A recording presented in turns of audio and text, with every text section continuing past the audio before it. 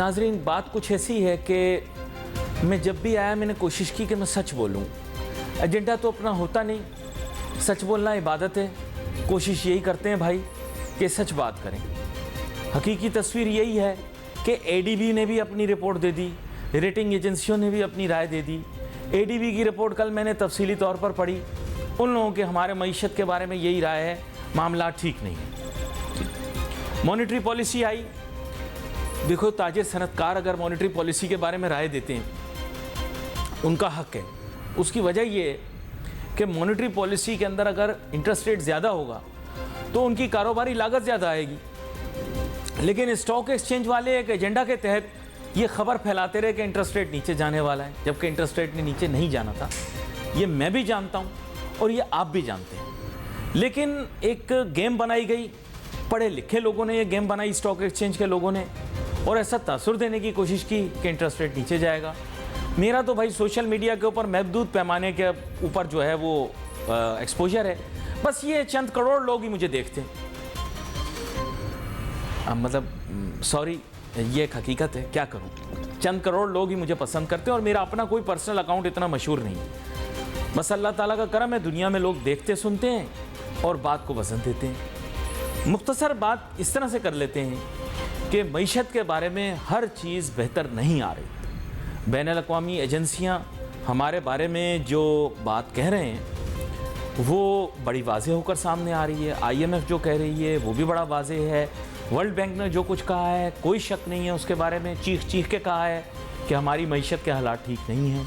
Asian development bank ने भी इस सिलसिले के अंदर अपनी राय का इजहार कर दिया है। ताहम अगर आप मानने से इनकारी हों तो मैं कुछ कर नहीं सकता। यहाँ पर हमारे साथ बहुत ही अहम मेहमान शामिल गुफ्तगू होंगे। तारुफ़ कराता चलूँ, जनाब हारून मदरास वाला साहब।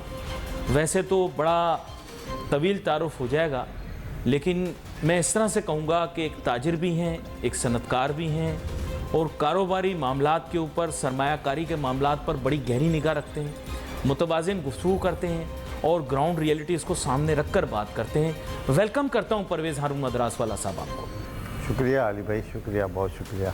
अब परवेज़ साहब, प्रॉब्लम ये है कि हमने एक तासुर ऐसा क्रिएट करने की कोशिश की जिसे हम कहते हैं सुपरफिशियल या कॉस्मेटिक, कि things have improved, but there are many people who are aware of the ground reality, who are working, जिसे मैं कहूँगा on the front lines, trying to run their businesses despite the challenges, और cost of doing business के brunt को भी bear कर रहे हैं, कॉस्ट ऑफ फंड्स के जो ब्रंट है उसको भी बेयर कर रहे हैं। I am sure you are also one of those people who is taking these things head on.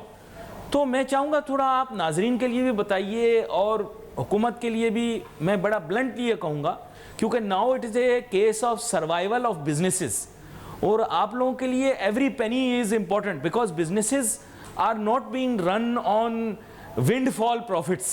They are being run on margins that are there only for the purpose of sustainability right now. तो मैं चाहूँगा थोड़ा तफसील से आप बताइए हमें। जी अली भाई, बहुत शुक्रिया, आपने बहुत ही अच्छा इंट्रोडक्शन दिया है और बहुत ही अच्छा टॉपिक है आज का। और देखें, इस किस्म की जो बातें हैं ना, जो प्रॉमिसेस हैं ना, वो गवर्नमेंट की तरफ से बड़े आते हैं और बहुत से लोग उसका फ़ायदा उठा के ना वो निकल भी जाते हैं। मगर बात दरअसल ये है कि जो इंडस्ट्रियलिस्ट है उसका तो सारा स्टेक यहाँ लगा हुआ है ना। देखें, हम लोग कोई स्टॉक एक्सचेंज वाले तो नहीं है कि आज शेयर बेचे, आज निकल गए और हमने एक प्रॉफिट कमाया और साइड पे हो गए। हमारा तो पूरा एक इंफ्रास्ट्रक्चर है, हमारा तो स्टेक है, हमारी तो इंडस्ट्री लगी हुई है और हमारे साथ जो एसोसिएट जो लोग काम कर रहे हैं ना वो हैं। हमने तो सारी मशीनरी, सारा हमारा स्टेक हमने उस पर लगाया हुआ है और हमें तो यहीं रहना है, हमें इसी कंट्री में रहना है और इसी कंट्री में काम करना है। अब बात दरअसल ये है कि जो कॉस्ट ऑफ डूइंग बिजनेस है ना वो बढ़ता जा रहा है, इलेक्ट्रिसिटी के चार्जेस बढ़ते जा रहे हैं, गैस के चार्जेस बढ़ते जा रहे हैं, पानी है नहीं, इलेक्ट्रिसिटी आपको कॉन्स्टेंटली मिल नहीं रही है, आप बताएं कि इस तरह से इंडस्ट्री कैसे चलेगी। अब हम किसी बाहर वाले से बात कर रहे हैं तो बाहर वाले ये बोलते हैं कि भाई आपके पास फॉरेन इन्वेस्टमेंट तो कैसे लाएं, ना आपके पास बिजली है, ना पानी है, ना गैस है, ना कुछ भी नहीं है, इंफ्रास्ट्रक्चर भी नहीं है और सिक्योरिटी भी नहीं है, और इस तरीके से कोई इंडस्ट्री कैसे लगेगी। और फिर इसके बाद जो बाहर का बंदा आता है तो बोलता है आपके पास कंसिस्टेंसी नहीं है, पॉलिसीज़ में कंसिस्टेंसी नहीं है। देखिए ना, हमारे पास आज बजट आता है, इसके बाद 2 मिनी बजट आ जाते हैं, तो एक बाहर वाला इंडस्ट्री लगाने आएगा, वो कहता था कि यार हम एक तरह से समझते हैं कि भाई ये आपका वो है SOPs हैं बिज़नेस के, और इस तरीके से आपकी गवर्नमेंट की पॉलिसीज़ हैं, ये आपके टैक्स लॉज हैं, और फिर इसके बाद 6 महीने के बाद पॉलिसी चेंज हो जाती है, फिर इसके बाद 2 महीने के बाद फिर मिनी बजट आ जाता है, और फिर 1 साल के बाद नया बजट आ जाता है। तो ऐसा नहीं हो सकता कि आप 5 साल या 10 साल की एक पॉलिसी बना दे ताकि जो फॉरेन इन्वेस्टर है उसको एक कॉन्फिडेंस आ जाए कि भाई मैं पैसा लगाऊंगा और पाकिस्तान में 24 करोड़ की जो आबादी है इसके लिए मैं कुछ भी प्रोडक्शन करूंगा और ये मेरी बिग मार्केट है, मगर मुझे कोई पॉलिसी की तो कंसिस्टेंसी दो ताकि मैं यहाँ अपना पैसा लगाऊं और मैं अपना इन्वेस्टमेंट लेके आऊँ। इस तरीके से कोई भी फॉरेन इन्वेस्टर जो है ना पैसा लगाने के लिए मेरे ख्याल में तो इट्स वेरी डिफ़िकल्ट कि हम खुद सोच रहे हैं कि भाई हम हमारी इंडस्ट्री को कैसे चलाएं, बगैर बिजली के, बगैर गैस के, बगैर पानी के कैसे इंडस्ट्री चलेगी। और फिर इसके बाद फॉरेन इन्वेस्टर, अच्छा फॉरेन इन्वेस्टर भी आता है तो वो ये सारी चीज़ें बेसिक मांगता है ना, क्योंकि दुनिया में दूसरी कंट्री हैं या दूसरे ऐसी डेस्टिनेशन है जहाँ ये सारी चीज़ें मिलती हैं। अच्छा फिर आपने अगर ये इंडस्ट्री लगा भी ली और सारे आपने पैसे लगा भी लिए, फिर इसके बाद पता चला कि आपका जो रॉ मटेरियल लेना है या बिज़नेस को चलाने के लिए आपको रनिंग फाइनेंस चाहिए, तो रनिंग फाइनेंस की जो कॉस्ट है ना वो आप देख लें कितनी है, 25% से प्लस है। ये बड़ा अहम नुक्ता है। नाजरीन, एक और ख़बर जो बाज़गश्त में रही वो ये है कि बहुत बड़ी सऊदी अरब की कंपनी है अरामको, वो पाकिस्तान के अंदर सरमायाकारी कर रही है। ताम जो अमाउंट है वो तो भी निस्बतन छोटा है, लेकिन मुस्तकबिल के अंदर उम्मीद कर सकते हैं कि ये अमाउंट भी बढ़ जाए। खैर इस पर मैं कोई क़यास आराई नहीं करूँगा। परवेज़ हारून मद्रास वाला साहब चूँकि पाकिस्तान के अंदर काफ़ी अरसे से फैसिलिटेट भी कर रहे हैं फ़ॉरेन इन्वेस्टमेंट को, और इसके अलावा इस शोबे के माहिर तस्वुर किए जाते हैं, क्योंकि ये बहुत सारी मल्टीनेशनल जो कंपनीज़ हैं, ब्रांड्स हैं, उनकी यहाँ रिप्रेजेंटेशन भी करते हैं और लोकल मैन्युफैक्चरिंग भी करते हैं।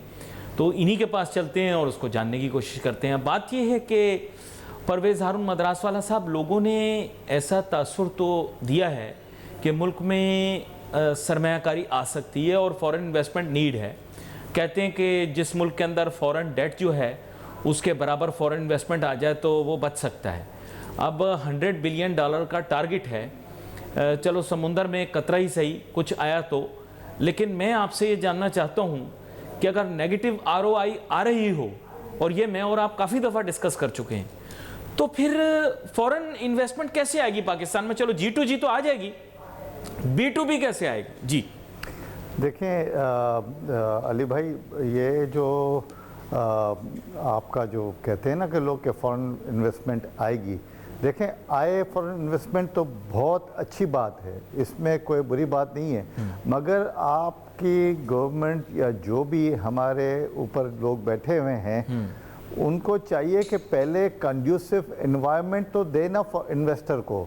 आप सिर्फ बात कर रहे हैं फॉरेन इन्वेस्टर की, लोकल इन्वेस्टर जो यहाँ फैक्ट्रियाँ लगा के बैठे हुए हैं, जो जिन्होंने अपनी जो पूरी जमा पूंजी है जो वो लगा के बैठे हुए हैं यहाँ इंडस्ट्रियाँ लगा के, भाई उनको तो पहले सपोर्ट करें, उनको तो पहले देखें, उनको तो पहले आए बचाने के लिए उनको तो रेस्क्यू करें।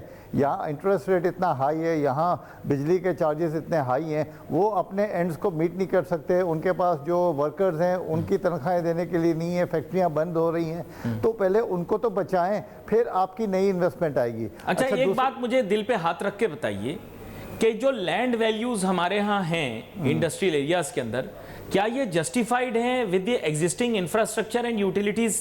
क्योंकि हम देख रहे हैं कि लैंड वैल्यूज तो यहाँ पे शायद अमेरिका के इंडस्ट्रियल एरिया से भी ज्यादा है। क्या कहते हैं आप? देखें, जब भी आपको इंडस्ट्री को फैसिलिटेट करना है या इन्वेस्टर्स को फैसिलिटेट करना है ना, तो आपकी ज़मीन की कीमत जो है ना बहुत कम होनी चाहिए।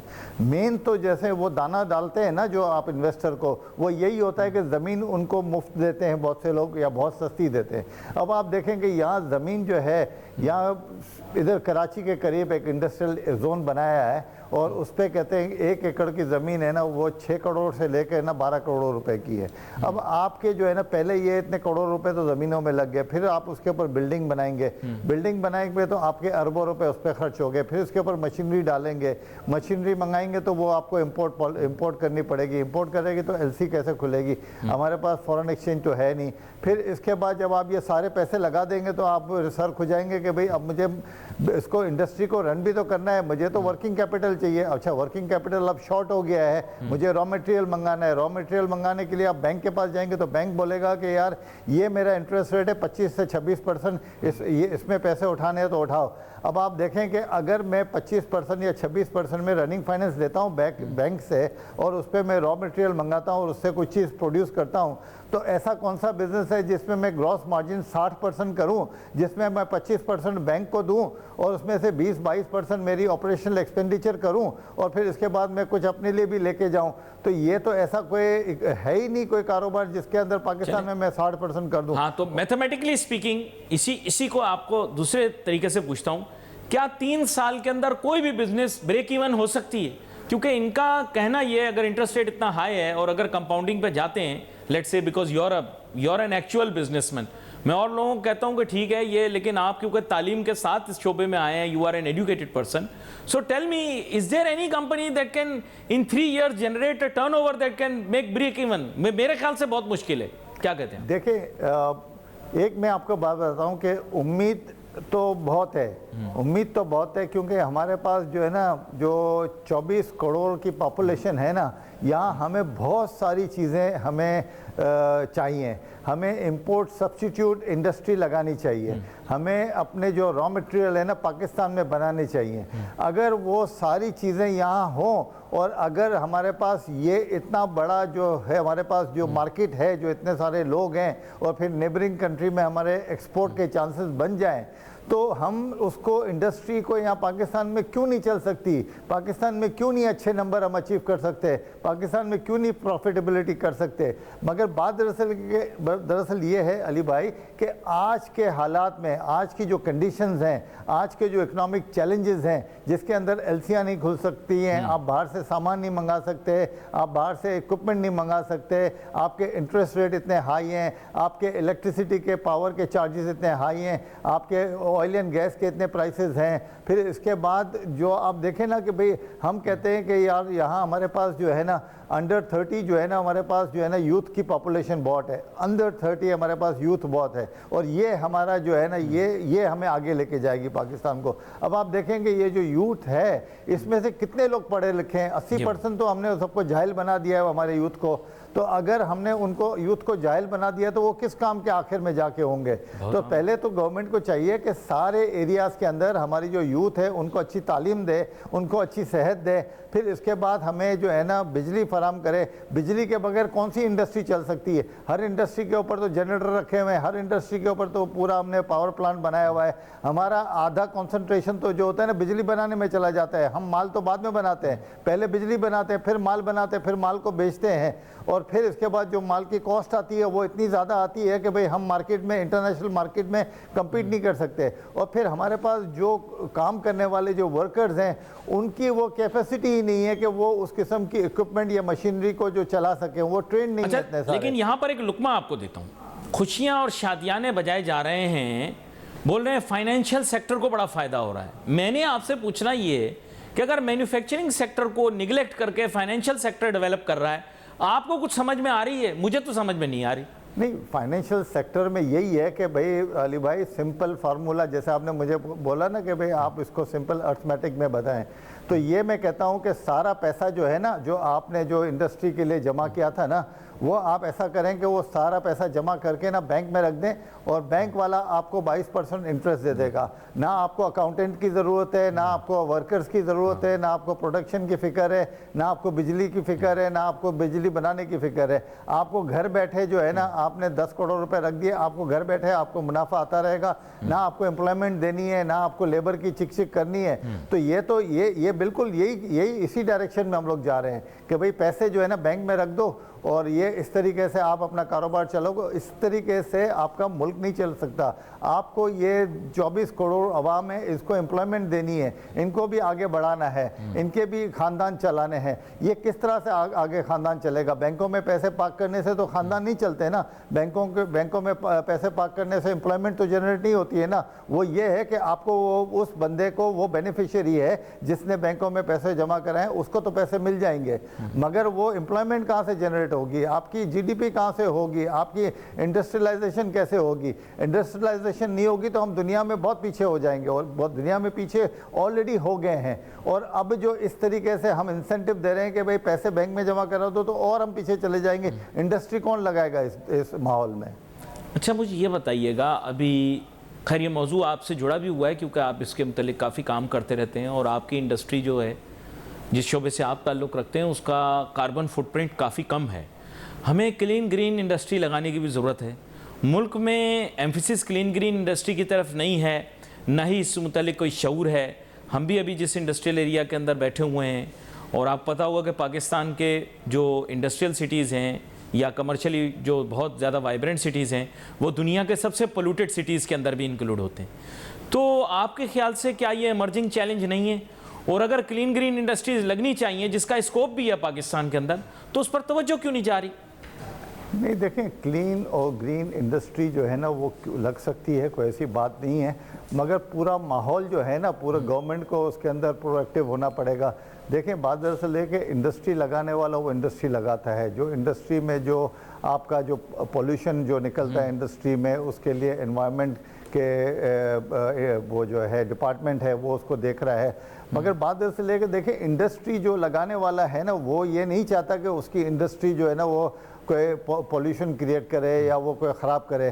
देखें, आजकल बाहर जो भी सामान एक्सपोर्ट होता है ना, तो बाहर जो भी आपका जो पार्टनर होता है जो आपसे सामान ख़रीदता है ना, उसकी कंडीशन ये होती है कि आपकी इंडस्ट्री जो है ना, उसके कौन से पॉइंट्स पे चल रही है, कार्बन एमिशन कितना हो रहा है, आपका पोल्यूशन का क्या रेशो है। तो बात दरअसल ये है कि सारे इंडस्ट्रियलिस्ट हैं, मगर बात दरअसल है कि कंड्यूसिव एनवायरनमेंट तो दो, पहले इंडस्ट्री तो चलने दो, इंडस्ट्री लगे तो सही, और जो लगी हुई इंडस्ट्री हैं उनको तो कंटिन्यू करें। ये सारी चीज़ें करने के बाद देखें, चाइना में भी जो है ना, पहले जब इंडस्ट्रियाँ पुरानी लगी हुई थी ना, चाइना में जो पोल्यूशन का रेट था ना, बहुत ही हाई था, मगर फिर बाद में उन्होंने अपनी इंडस्ट्री को टाइम के साथ साथ उन्होंने अपग्रेड किया और बहुत अच्छा कर दिया। अब चाइना जो है ना, इंडस्ट्रियल रेस में दुनिया में सबसे पहले नंबर पे है। तो उन्होंने पहले अपने लोगों को इंडस्ट्री लगाई और चलाने के लिए दिया, और उनको पहले से ट्रेन किया, लोगों को पहले तो उसमें काम में लगाया। आप यहाँ, हम लोग काम में लगे नहीं हैं, और हमारे ऊपर ये चैलेंजेस आ गए हैं कि भाई इंडस्ट्री में कार्बन कितना निकल रहा है, इंडस्ट्री में पोल्यूशन कितना निकल रहा है। और भाई पहले इंडस्ट्री चलेगी तो पोल्यूशन निकलेगा, इंडस्ट्री में जब व्हील चलेगा तो धुआं निकलेगा, व्हील नहीं चलेगा तो धुआं कैसे निकलेगा, पोल्यूशन कहाँ से आएगा? पोल्यूशन तो ये पहले गटरों का पानी क्लीन करें, रोडें साफ़ करें, बसों के धुआं जो निकलती हैं उसको सही करें। इंडस्ट्री का धुआं तो बाद में निकलेगा, पहले बसों का धुआं जो गर्द व गुबार है वो सही करें। तो ये बहुत सारे चैलेंजेस हैं, ये एक साथ चैलेंजेस नहीं है। सारा आप बोझ और सारी आपने जिम्मेदारी इंडस्ट्रियलिस्ट पे लगा दी। भाई इंडस्ट्रियलिस्ट तो वो है जो आपको एम्प्लॉयमेंट देता है। इंडस्ट्री आज बंद हो जाएगी तो एम्प्लॉयमेंट नहीं होगी, लोगों को रोजगार कहाँ से मिलेगा? तो ये सारे चैलेंजेस हैं आजकल। ये बहुत सारे चैलेंजेस हैं जिन पर हम बात करेंगे। अच्छा जी, तो यहाँ पर एक अहम सवाल फिर ये भी पैदा हो जाता है कि अगर सरमायाकारी के लिए हालात साजगार नहीं हैं और मुकामी सरमायाकार ही मुतमईन नहीं है, तो फिर इस सिलसिले में करना क्या चाहिए? अब हाई प्रोफाइल कमेटियाँ फॉर्म की हैं मुल्क के अंदर एक्सपोर्ट बूस्ट करने के लिए, लेकिन वो लोग तो ऑलरेडी टाइकॉन्स हैं और they are enjoying the privileges of being not only the beneficiaries of the rent seeking system of this country, Not literally, but obviously they have made an effort through time to do that, and they have already achieved the position of being business leaders. Now, I don't want to offend anyone, और I'm sure कि परवेज़ हारून मद्रास वाला साहब भी किसी को offend नहीं करेंगे, लेकिन इशू ये परवेज़ साहब के there should have been a ratio of very successful businessmen who are leaders, a portion of people who are small and medium enterprises, a portion of people who are economists. I do not feel that we will be churning out the right kind of export policy for this country, both textile and non-textile, if we only choose people who are the most successful in this country. क्या कहते हैं आप? देखें अली भाई, सबसे पहले तो मैं बोलूँगा कि भाई आप देखें कि हमारे एक्सपोर्ट के नंबर्स कितने हैं, कितना हम एक्सपोर्ट करते हैं। जी जी, ये क्या ये एक हमारी 24 करोड़ की आबादी वाले मुल्क के लिए ये एक्सपोर्ट के नंबर्स जो हैं ये इनफ हैं? और ये इसकी वजह क्या है इतने सालों में कि भाई हम लोग कुछ भी नहीं कर सके एक्सपोर्ट में? ये आज की बात थोड़ी है, ये तो हम लोग पिछले 10-15 सालों से ये बात कर रहे हैं कि हमारे एक्सपोर्ट के नंबर कम है, हमने इतने एक्सपोर्ट करनी है, हमारा टारगेट ये होना चाहिए। और तो भाई क्यों नहीं हो रहा है टारगेट अचीव? अच्छा, फिर इसके बाद आप ये देखें कि भाई इतना तो आपको पैसा जो आपके जो बाहर के जो है ना, जो आपके जो पाकिस्तानी जो बाहर रह रहे हैं दुनिया भर में, इतना तो वो आपको रेमिटेंस में भेज देते हैं। जी जी, ठीक है ना? तो भाई आपको एक्सपोर्ट आप इतना बनाने के बाद, इतनी सारी चीज़ें गवर्नमेंट से इंसेंटिव लेने के बाद, इतना कुछ करने के बाद आपके एक्सपोर्ट के जो फिगर्स आगे नहीं जा रहे हैं, इसकी क्या वजह है? इतना पैसा तो आपके बाहर से जो है ना, जो पाकिस्तानी नॉन रेजिडेंट है वो आपको पैसे भेज देते हैं। तो बात दरअसल ये कि कुछ ना कुछ तो ऐसी बात है ना, कुछ तो ऐसी बात है कि पॉलिसी सही नहीं है। आपने उन लोगों को मोटिवेट नहीं किया, आपने उनको इंसेंटिवाइज नहीं किया, आपने उनको वो चीज़ें प्रोवाइड नहीं की जो एक एक्सपोर्ट या एक इंडस्ट्री के लिए ज़रूरत है। आपने सारे मुल्क को जो है ना इंपोर्ट बेस्ड कंट्री बना दिया। आपने कभी ये सोचा ही नहीं कि भाई हमारा जो कंट्री में जो हमारी पॉपुलेशन बढ़ रही है तो हमें उसका क्या करना चाहिए, हमें और इंडस्ट्रियलाइजेशन में जाना चाहिए, हमें लोकल ऐसी चीज़ें बनानी चाहिए, इंपोर्ट सब्स्टिट्यूट चीज़ें बनानी चाहिए, जो लोकल हम कंज्यूम करते हैं हमें लोकल बनानी चाहिए। हमने आज तक कभी कुछ ये सोचा ही नहीं है, ना ही हमने लोगों को या हमारे कारोबारी, हमने क्या करें कैटेगरी बना दी है इंडस्ट्रियलिस्ट की। उनसे जो बात करते हैं उनसे मशवरे लेके और आप अपनी जो है ना गवर्नमेंट की इंडस्ट्रियल पॉलिसी बनाते हैं, आप उसके हिसाब से बजट बनाते हैं और उसको कुछ एक तबके को नवाजने के लिए। बाकी होना क्या चाहिए, देखिए मीडियम साइज फैक्ट्री होती हैं जो ज़्यादातर जो है ना वो लगते हैं, क्योंकि हर कोई जो है ना अरबों खरबों रुपए की है ना इन्वेस्टमेंट नहीं कर सकता फैक्ट्री में। जो बहुत से लोग ऐसे भी होते हैं जो मीडियम साइज इंडस्ट्री लगाते हैं, जो छोटी स्मॉल साइज इंडस्ट्री लगाते हैं, जो कॉटेज इंडस्ट्री लगाते हैं और जो वहाँ से प्रोडक्शन निकलती है। देखें दुनिया में ऐसे ही चलता है, चाइना में भी ऐसे था कि भाई small size cottage industry, medium size industry वहाँ से वो लोगों ने शुरू किया है। ये कोई थोड़ी कि भाई पहले आपने जो है ना बहुत बड़ी फैक्ट्रियाँ लगा दी और ख्वाबों के उसमें चले गए कि भाई ये होगा और वैसा होगा। ऐसा नहीं होता है। पहले आप उनको कंट्रोल करें, उनको इंसेंटिव दें, एक पॉलिसी बनाएं कि भाई हमें अब जो है ना इंडस्ट्री लगानी है और हमें इतनी एम्प्लॉयमेंट देनी है। और बात दरअसल है कि जिस मुल्क में ना पानी है, ना गैस है, ना बिजली है और ना industrial policy, constant industrial policy नहीं है, हमें 5 साल तक जो है ना एक पॉलिसी को फ्रीज करना पड़ेगा, 10 साल तक एक पॉलिसी को फ्रीज करना पड़ेगा।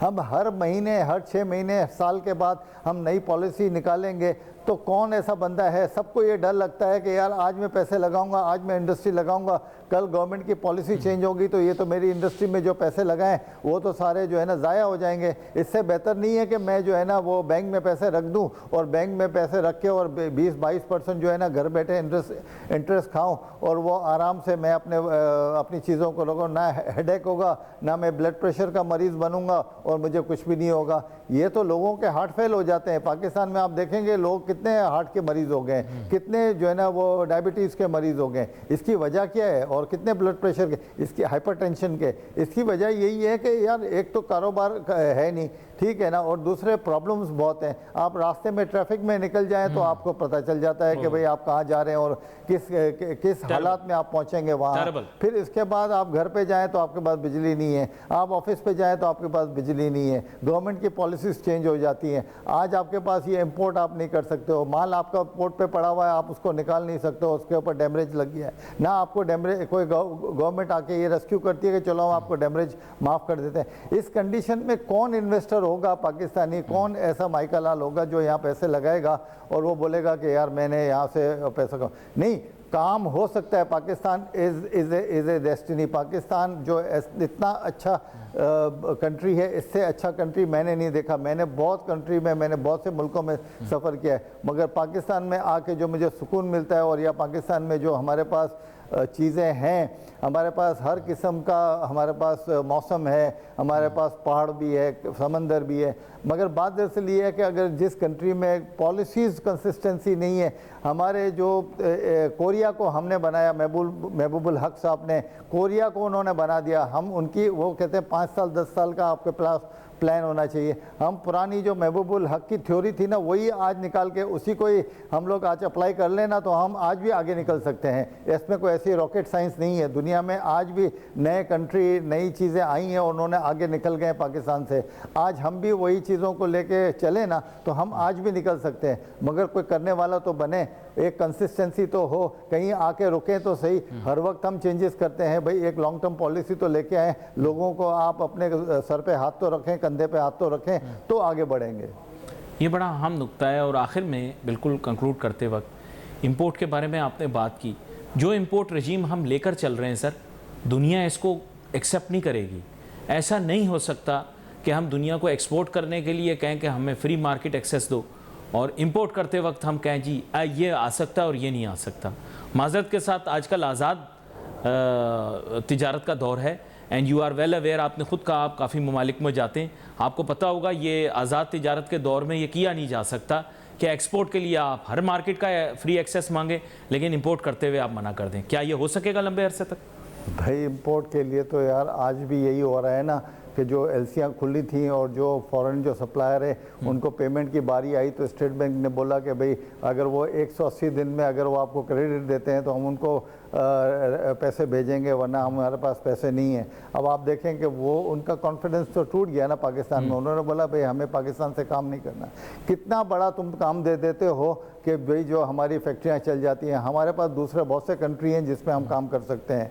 तो nobody wants to work with Pakistan under this conditions, you know, कि भाई इस तरीके से आप किसी के पैसे रोक लो, कोई आपको वहाँ सप्लायर आपको सप्लाई कर रहा है और आप उसकी पेमेंट ना करो तो किस तरीके से आगे काम चलेगा? उनका तो कॉन्फिडेंस शेक हो गया ना।